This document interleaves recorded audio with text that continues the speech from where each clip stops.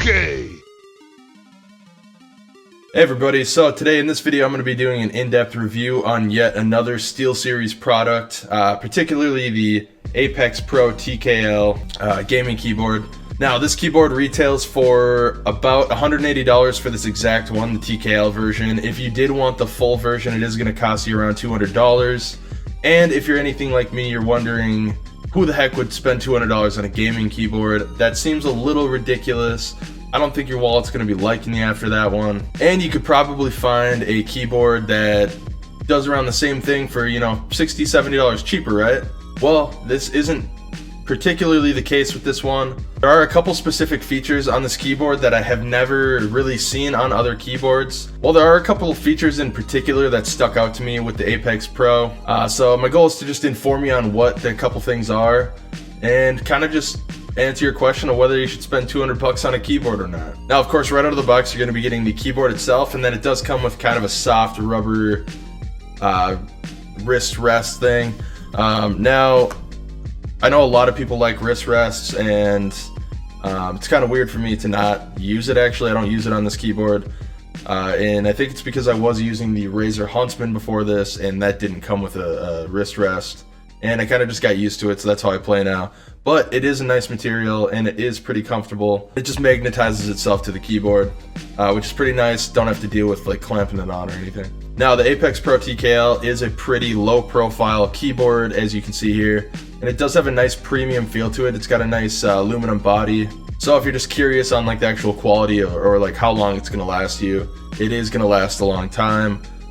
So that helps justify the $180 or $200 depending on which one you want. Now the Apex Pro does come with the SteelSeries linear red keys, and I have to say these are extremely smooth when you're pressing them down, and part of that is from one of the features that I'm actually going to talk about in a little bit here.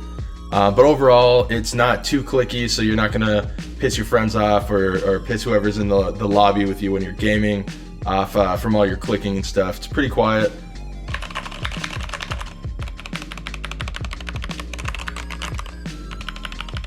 Now, another benefit to the Apex Pro is it does actually have a USB pass-through port. You can plug pretty much anything into the back of your keyboard without having to, deal with like wiring it from the back of your computer, which can be really nice.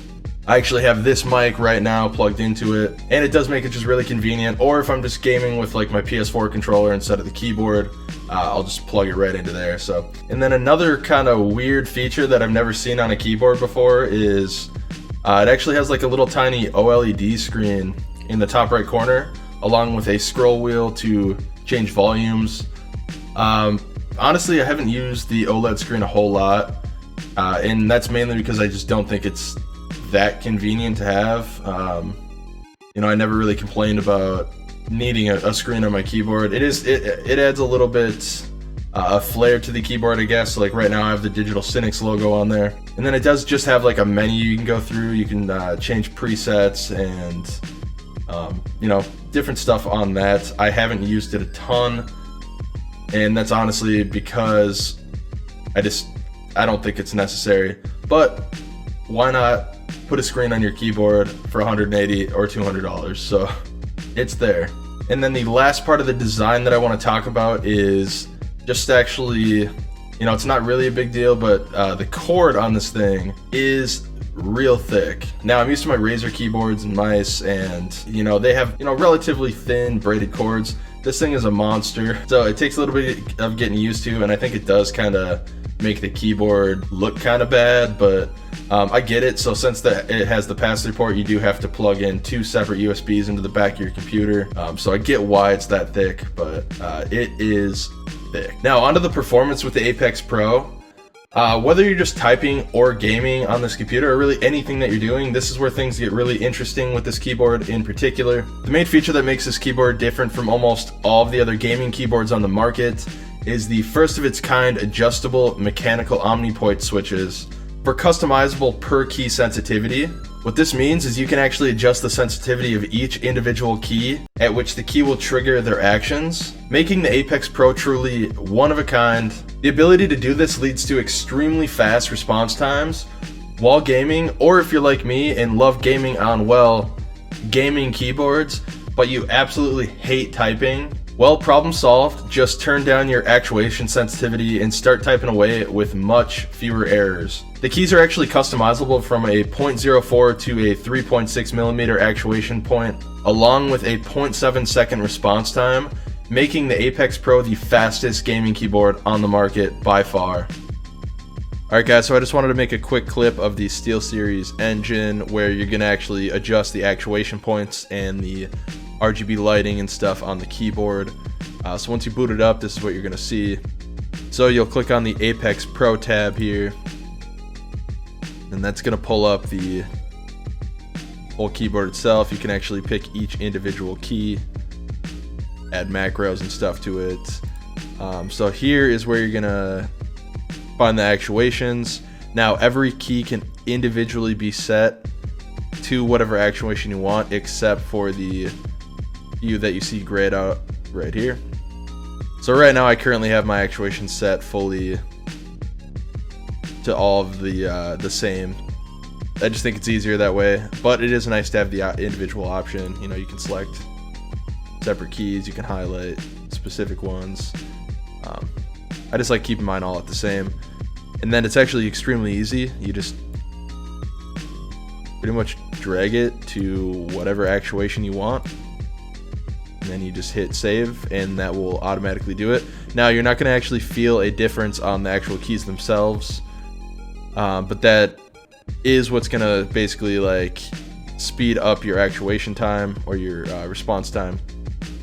Other than that, since we're in here, I'm going to show you some of the other stuff on the software.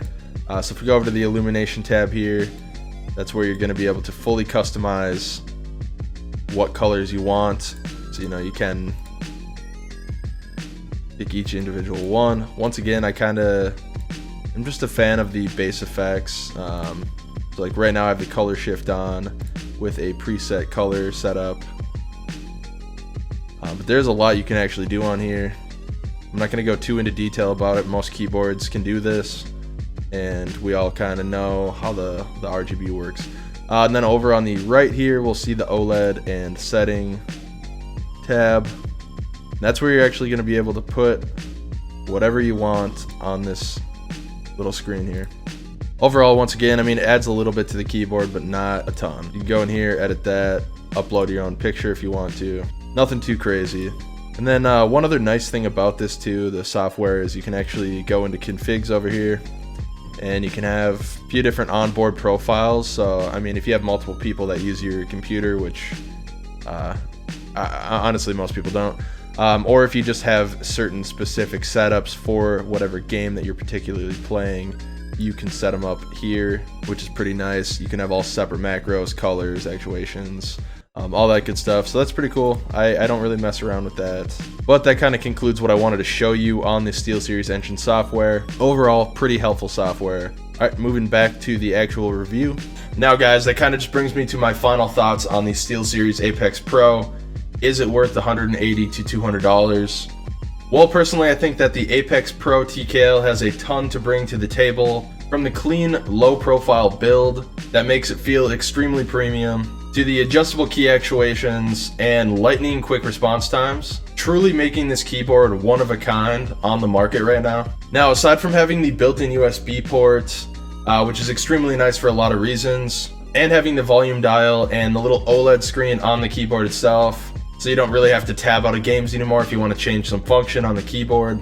Even though personally to me the little screen doesn't really offer much, I think that some of you will actually find it really convenient and you'll like having it on there. Maybe I'll like it down the road. I just really haven't used it a whole lot, so I'm just being honest with that one, guys. Now with the Steelseries Apex Pro, it honestly, in my opinion, just comes down to one thing.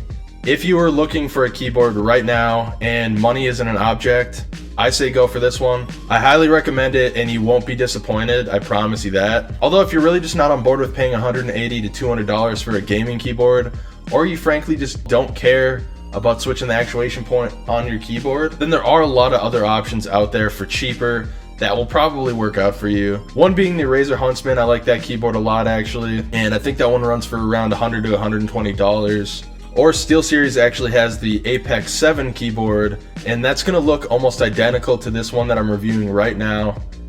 you just don't get that customizable actuation point. Either way, we'll drop a few links down below in the description. Basically just with a few of the keyboards I highly recommend.